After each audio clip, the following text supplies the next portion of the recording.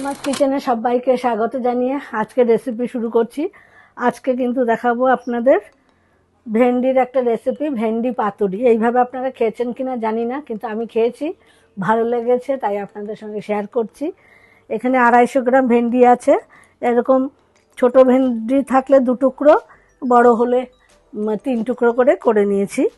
আর এখানে একটা পেঁয়াজ নিয়েছি, স্লাইস করে কেটে নিয়েছি। একটা ছোট টমেটো নিয়েছি, কিছু রসুন কুচি করে নিয়েছি, 2টো নিয়েছি কাঁচা লঙ্কা, 2 চামচ নিয়েছি টক দই, আর এখানে নিয়েছি গরম মশলা, ধনে গুঁড়ো, কাশ্মীরি লাল লঙ্কার গুঁড়ো, একটু সর্ষে গুঁড়ো, সাদা আর কালো সর্ষে বাটা, এখানে লবণ নিয়েছি পরিমাপ মতো, যতটুকু ভেন্ডি, একটু হলুদ নিয়েছি, একটু মিষ্টি নিয়েছি। তো চলুন বন্ধুরা দেখতে থাকুন। একে একে সব উপকরণগুলো ভেন্ডির উপরে নিয়ে নিচ্ছি।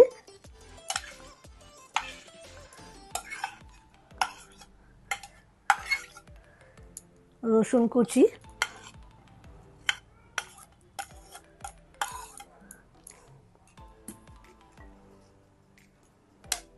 সব গুঁড়ো মশলাগুলো নিয়ে নিচ্ছি।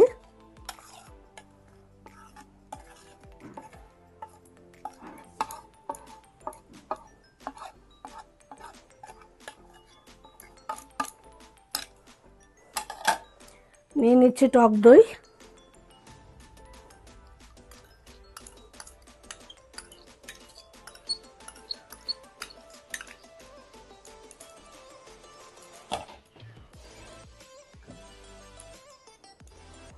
এবার নিয়ে নিচ্ছি সর্ষের তেল পরিমাপ মতো। যেহেতু এটা পাতুরি করব, তেলটা একটু বেশি লাগবে। এবার আমি হাত লাগাচ্ছি, হাত দিয়ে ভালো করে মিশিয়ে নেব।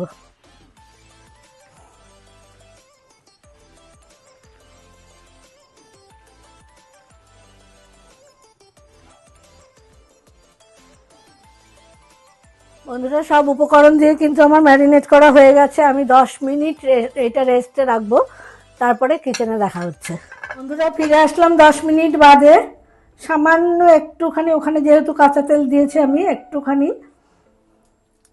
সর্ষের তেল দিয়ে একটু সব পুরো কড়াইটার মধ্যে একটুখানি মাখিয়ে নিচ্ছি।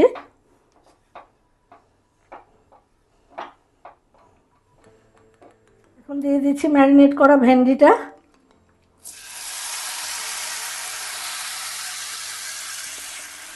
ভেন্ডিটাকে আমি ঢাকা দিয়ে দেব এবং ঢাকা দিয়ে ভাপে ভাপে করব। কিছুক্ষণ বাদে বাদে একটুখানি উল্টে পাল্টে দেব আর কি। সম্পূর্ণ এটা জল ছাড়া ভাপে রান্না হবে আর কি, পাতুরিটা যেরকম আর কি হয়।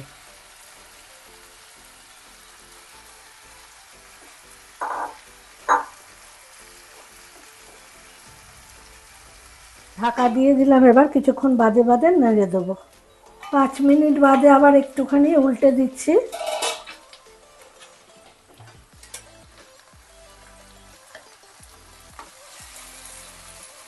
দেখুন একটু লালচে হয়ে এসছে, কিন্তু ঠিক এরকমই হালকা লালচে ভাজাটা হবে আর কি পাতুরিটা।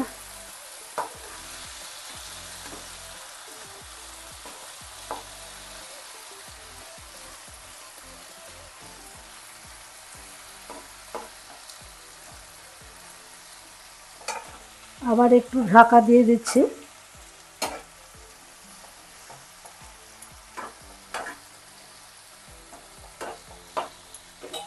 5 মিনিট বাদে দেখাচ্ছি। এবার একটু উল্টে দিচ্ছি। দেখুন হয়ে গেছে একদম। এখন একটু ঢাকা দিয়ে রাখবো, রেখে আপনাদের সামনে সার্ভ করে দেখাচ্ছি। বন্ধুরা, ভেন্ডি পাতুরি দেখতেই পেলেন, 10 মিনিটের মধ্যে কিন্তু রান্নাটা হয়ে গেল। ভেন্ডি পোস্ত, ভেন্ডি ভাজা তো অনেক হলো, এখন ভেন্ডি উঠছে। অনেক দিন পর্যন্ত এই ভেন্ডি খেতে হবে।